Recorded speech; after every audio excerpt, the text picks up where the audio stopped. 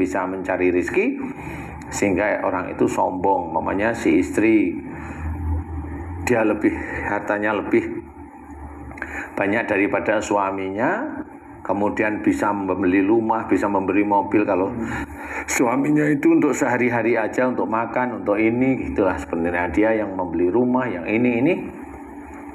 Akhirnya kan orang-orang seperti itu, ya seperti kita lah, tidak kuat untuk tidak bicara bahwa ini suamiku kalau nggak ada aku nggak bisa punya apa-apa, seperti itu. Dan itu sangat sering itu terjadi. Halus itu kelihatannya. Oh iya, berarti wah kamu itu bisa sukses lagi kan gitu ya. Padahal sukses itu menurut saya nggak ada sukses itu di dunia. Sukses itu hanya semu, kamuflase atau halusinasi menurut saya. Kalau orang itu cari akhirat, sukses itu nggak ada. Baik. Tapi kalau orang cari dunia, sukses itu aduh di mana-mana materi. Oh ya, biasanya dia 1 bulan itu gajinya itu umpamanya 3 juta, 4 juta. Kemudian dia pada waktu itu seminggu itu dapat 5 juta atau 10 juta. Wah, itu kalau cerita kemana-mana sudah itu sukses itu.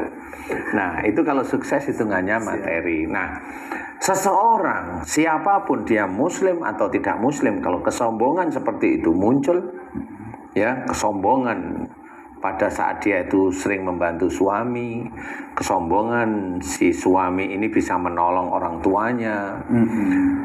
Saya ini kalau orang tua saya itu nggak punya apa-apa, tapi atas izin Allah Ta'ala saya memberangkatkan haji. Kalimat memberangkatkan haji ini sebenarnya baik, tapi dia di hatinya itu pingin dipuji.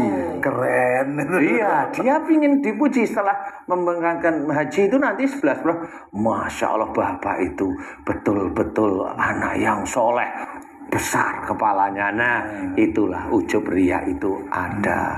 Anak-anak dan cucu-cucu sombong di situ. Dan itu diungkapkan terus.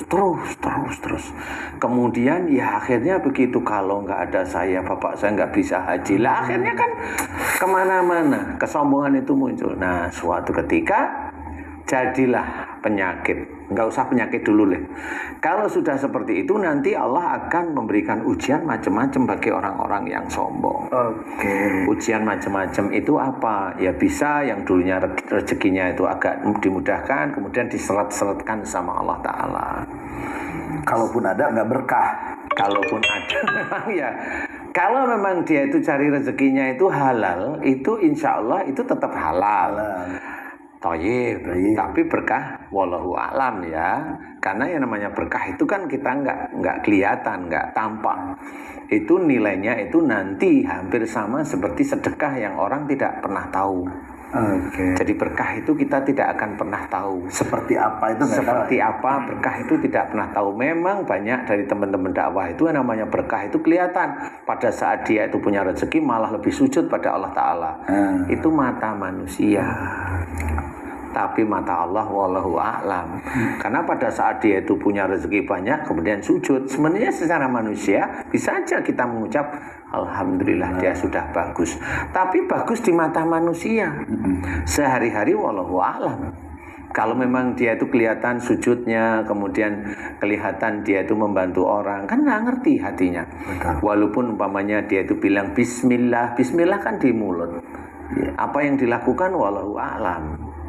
Niatnya dia benar karena Allah atau hanya ingin dipuji.